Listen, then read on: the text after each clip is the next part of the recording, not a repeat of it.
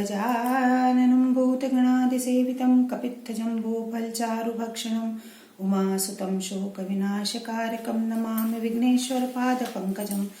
वक्रतुण्डमहाकाय सूर्यकोटिसमप्रभ निर्विघ्नं कुरु मे देव सर्वकार्येषु सर्वदा। कृष्णाय वासुदेवाय देवकीनन्दनाय च नन्दगोपकुमाराय गोविन्दाय नमो नमः। आकाशात् पतितं तोयं यथा गच्छति सागरं सर्वदेव नमस्कारः केशवं प्रति गच्छति। कर्पूरगौरं करुणावतारं संसारसारं भुजगेन्द्रहारं सदा वसन्तं हृदयारविन्दे भवं भवानी सहितं नमामि। नमस्कार। आज कार्तिक महात्म्य और कथा की विधि में आज हम अशक्त अवस्था में रोगी, वृद्ध या किसी परेशानी की स्थिति में किस प्रकार कार्तिक व्रत का निर्वाह करें उसके संबंध में चर्चा करेंगे। आज कार्तिक का सोमवार भी है और कार्तिक में पंचदेव पूजा का बड़ा महत्व है। भगवान महादेव गोपेश्वर महादेव भी कहलाते हैं। वह भी भगवान कृष्ण की लीलाओं को देखने के लिए अत्यंत ही उत्सुक होते हैं और आनंदित रहते हैं। तो भगवान महादेव पार्वती की पूजा के साथ साथ हम राधा दामोदर का भी स्मरण करेंगे और आपको बताएंगे कि निर्शक्त अवस्था में कार्तिक व्रत के निर्वाह का क्या उपाय है। सूत जी कहते हैं, महर्षियों, भगवान वासुदेव अपनी प्रिय सत्यभामा को के साथ में सायंकाल संध्योपासन करने के लिए अपनी माता देवकी के भवन में चले गए। इस पापनाशक कार्तिक मास का ऐसा प्रभाव बताया गया है, यह भगवान विष्णु को सदा ही प्रिय है तथा भोग और मोक्ष रूपी फल प्रदान करने वाला है। रात में भगवान विष्णु के समीप जागना, प्रातः काल स्नान करना, तुलसी की सेवा में संलग्न रहना, उद्यापन करना और दीपदान देना, ये कार्तिक मास के 5 नियम हैं। इन 5 नियमों के पालन से कार्तिक का व्रत करने वाला व्यक्ति पूर्ण रूप से फल का भागी होता है। यह फल भोग और मोक्ष को देने वाला बताया गया है। ऋषि बोले, रोमहर्षण कुमार सूत जी, आपने इतिहास सहित कार्तिक मास की विधि का वर्णन किया है। यह भगवान विष्णु को प्रिय लगने वाला उत्तम व्रत है। इसका प्रभाव बड़ा ही आश्चर्यजनक है। इसको अवश्य ही करना चाहिए। परंतु यदि व्रत करने वाला कोई व्यक्ति संकट में पड़ जाए, दुर्गम स्थिति में हो, रोगों से पीड़ित हो, अशक्त हो, तो उसे इस कल्याण में कार्तिक व्रत का अनुष्ठान कैसे करना चाहिए, बताइए। सूत जी ने कहा, महर्षियों, ऐसे मनुष्य को भगवान विष्णु अथवा शिव के मंदिर में जाकर किसी भी जागरण करना चाहिए। विष्णु और शिव के मंदिर यदि उसे ना मिले तो किसी भी मंदिर में जाकर वह जागरण कर सकता है। यदि कोई दुर्गम वन में हो, आपत्ति में हो, तो अश्वत्थ वृक्ष यानी पीपल के वृक्ष, अश्वत्थ वृक्ष की जड़ के पास अथवा तुलसी के पास में जाकर करे। जो पुरुष भगवान विष्णु के समीप बैठकर श्री विष्णु के नाम तथा चरित्रों का गान करता है, उसे सहस्त्र गोदान का फल मिलता है। जो भगवान के सामने बाजा बजाता है, वह बाजपेयी यज्ञ का फल प्राप्त करता है। और भगवान के पास नृत्य करने वाला, कीर्तन करने वाला व्यक्ति संपूर्ण तीर्थों में स्नान करने का फल प्राप्त कर लेता है। जो उक्त नियमों का पालन करता है और यदि नहीं कर सके तो उक्त नियमों का पालन करने के लिए धन देकर यदि किसी व्यक्ति को उससे करवाता है, तब भी उसे यह पुण्य प्राप्त होता है। अशक्त व्यक्ति जो दर्शन और नाम सुनता है, उसका भी पुण्य का 6वां अंश प्राप्त करता है। जो आपत्ति में फंस जाने के कारण, तकलीफ के कारण नहाने के लिए जल ना पा सके, या जो अशक्त और रोगी होने के कारण स्नान ना कर सके, वह भगवान विष्णु का नाम लेकर प्रातः काल ब्रह्म मुहूर्त में मार्जन कर ले।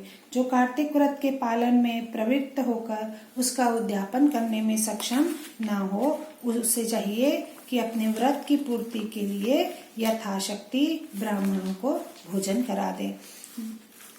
ब्राह्मण पृथ्वी पर अव्यक्त रूप से विष्णु के व्यक्त रूप हैं, इसलिए एक ब्राह्मण को भी भोजन कराने से विष्णु संतुष्ट हो जाते हैं। जो स्वयं दीप दान करने में असमर्थ होते हैं वह दूसरों के जलाए हुए दीप में तेल डाल दें या दूसरों का दीप जला दें या फिर हवा आदि से उन दीपों की प्रयत्न पूर्वक रक्षा कर लें। तुलसी यदि नहीं है तो श्री हरि का पूजन करें, वैष्णव ब्राह्मणों का पूजन करें।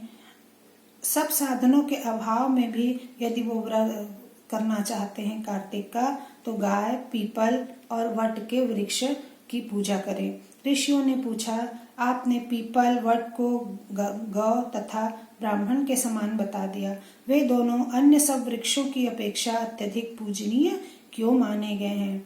सूत जी बोले, महर्षियों, पीपल के रूप में साक्षात भगवान विष्णु ही विराजते हैं।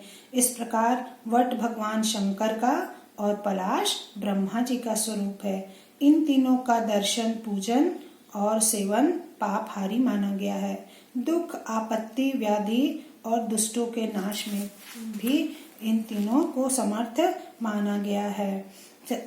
कार्तिक मास सब मासों में श्रेष्ठ है, परंतु उसके महात्म्य को विस्तार पूर्वक मैंने नहीं सुना है। इस प्रकार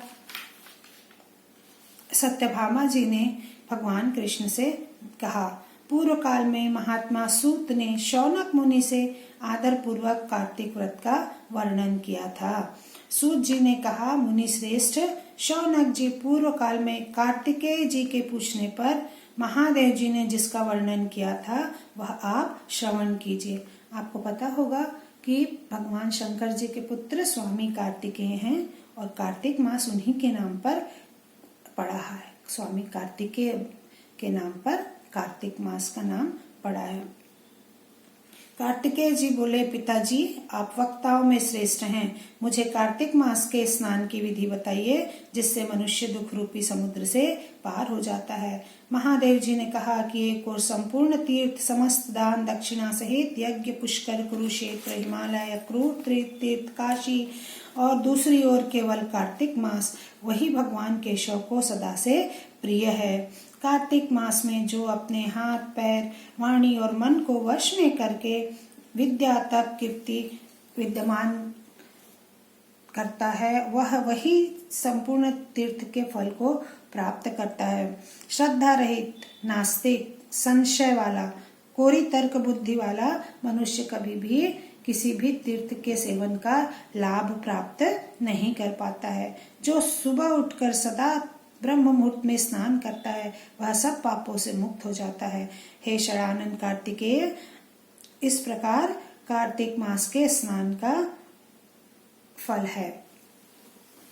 कार्तिकेय जी बोले, पिताजी, अन्य कार्यों का, धर्मों का भी वर्णन कर दीजिए जिसके अनुष्ठान से मनुष्य अपने समस्त पाप धोकर देवता बन जाता है। महादेव जी ने कहा कि बेटा, कार्तिक मास में दूसरे के अन्न का त्याग करना चाहिए, तेल नहीं लगाना चाहिए, मधु नहीं खाना चाहिए, कांसे के बर्तन में भोजन नहीं करना चाहिए और कार्तिक भर किसी भी प्रकार से संयम का त्याग नहीं करना चाहिए। एक बार भी यदि कार्तिक में मांस खा लेता है तो राक्षस की योनि में चला जाता है। कार्तिक मास में शास्त्र विहित भोजन नहीं करना चाहिए। भगवान विष्णु का परम धाम ही मोक्ष है। विष्णु से बढ़कर कोई देवता नहीं, गंगा के समान कोई तीर्थ नहीं, सत्य के समान कोई भी सदाचार नहीं है, दान के सदृश सुख नहीं है, धर्म के समान मित्र नहीं है, धर्म सबसे बड़ा मित्र है, और नेत्रों के समान कोई भी ज्योति नहीं है। यदि कितना भी प्रकाश हो, सूर्य का प्रकाश हो, सतरत जगमग हो और व्यक्ति के नेत्र ना हो तो वह प्रकाश व्यर्थ है। कुल के अनुरूप उत्तम शील वाली कन्या, शीलवान दंपत्ति, जन्मदायिनी माता, पिता, साधु संत पुरुषों का सम्मान, द्वारिका का निवास, श्री कृष्ण का दर्शन, गोमती का स्नान और कार्तिक व्रत ये सबके लिए आसान नहीं है, यह अत्यंत ही दुर्लभ है। चंद्रमा और सूर्य के ग्रहण काल में दान देने से जो फल प्राप्त होता है वह कार्तिक में भूमि पर शयन करने वाले को प्राप्त हो जाता है। जो चंदन आदि से पूजा करके कंबल, रत्न और भोजन देता है ब्राह्मण दंपति को, उसके जैसा कोई पुण्य नहीं है। कार्तिक मास में जो व्यक्ति पत्तल में भोजन करता है, कमल के पत्तल में भोजन नहीं करना चाहिए, पलाश के में करना चाहिए। कार्तिक मास में जो पत्तल में भोजन करता है वह कभी भी आयु पर्यंत दुर्गति में नहीं पड़ता है, उसके समस्त कामना का फल प्राप्त होता है। कार्तिक में तिल का दान करना चाहिए, नदी का स्नान हो सके तो करें, मौन व्रत का अधिक से अधिक पालन करें, तिल और गंगा जल मिलाकर स्नान करें, आंवला मिलाकर स्नान करें, हमेशा क्षमा करें। कभी भी कार्तिक मास में कोशिश करें कि क्षमा करें, दंड से बचें। इस प्रकार पुरुष योग के उपार्जित पापों का नाश कर डालता है। कार्तिक मास में जो भगवान विष्णु के सामने ब्रह्म मुहूर्त से उषा काल तक जागरण करता है उसको अत्यंत ही पुण्य फल प्राप्त करते हैं। कार्तिक मास में दीपक जलाना, दूसरों का दीपक जलाना, मान, वाणी और क्रिया द्वारा भगवान का स्मरण करना, उससे लाखों करोड़ों गुना पुण्य होता है।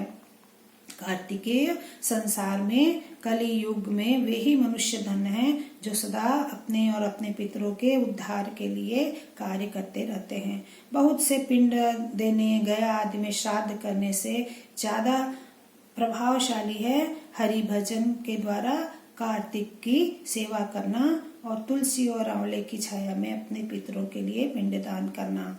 जो कमल के एक फूल से भी देवेश्वर भगवान का पूजन करता है उसके संपूर्ण पाप का नाश हो जाता है।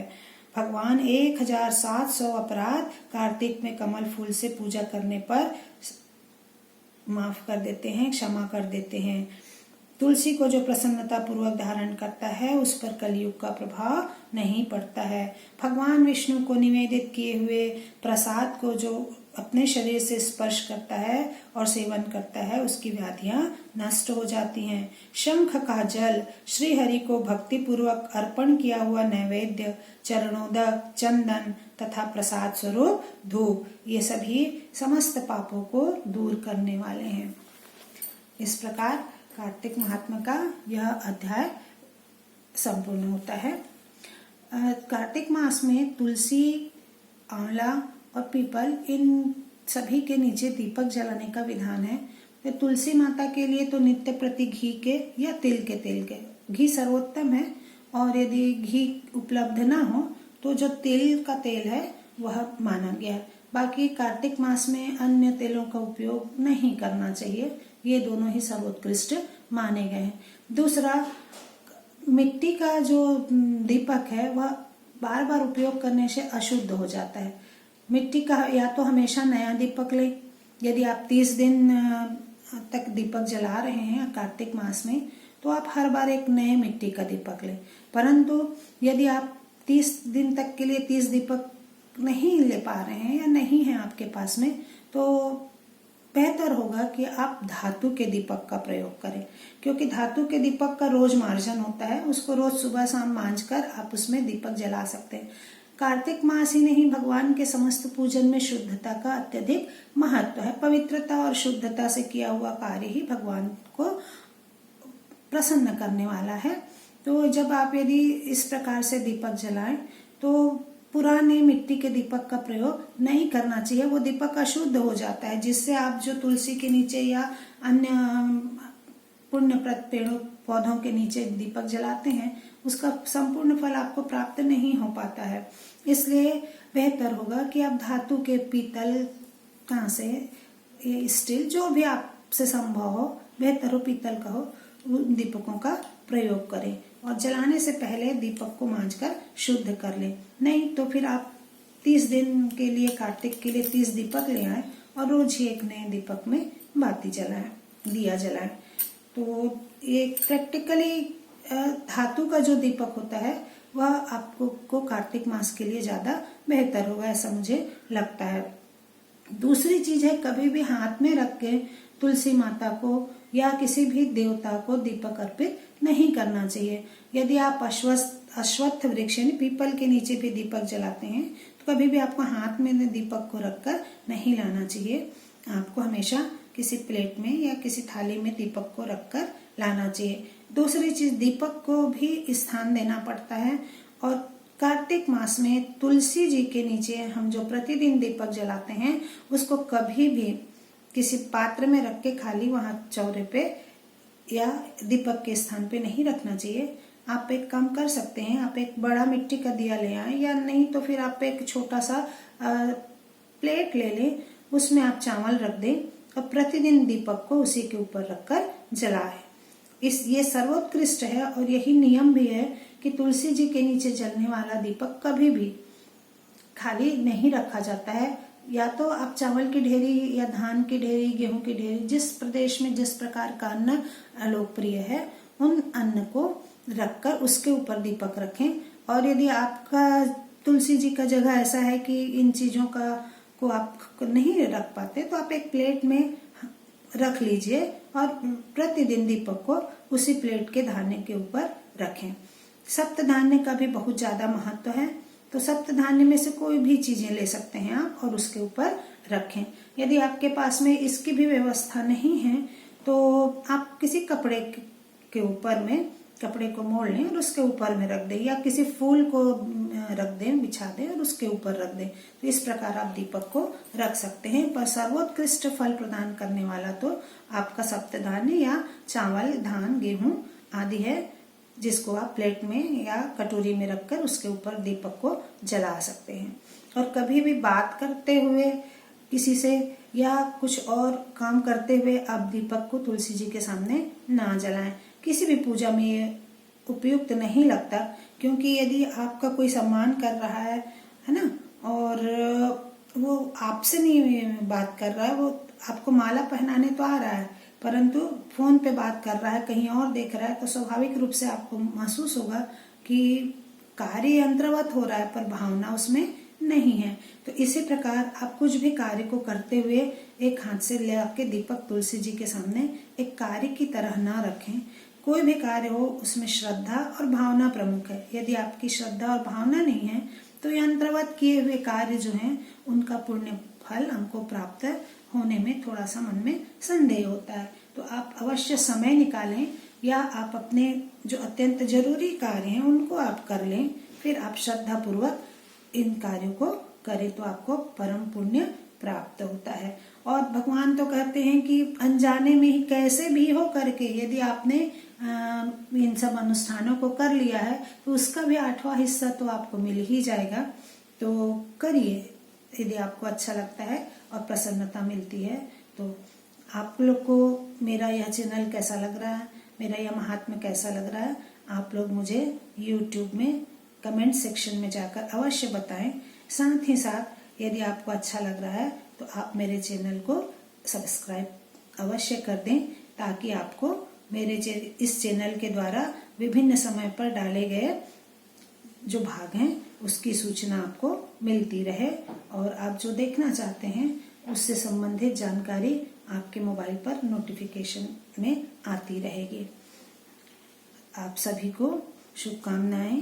कार्तिक व्रत आपके लिए उत्तम हो, साथ ही साथ पुण्यप्रद हो। अब आप अवश्य कार्तिक व्रत में स्नान करके बैठ चुके होंगे, तो मेरे साथ थोड़ा सा कीर्तन कर लीजिए।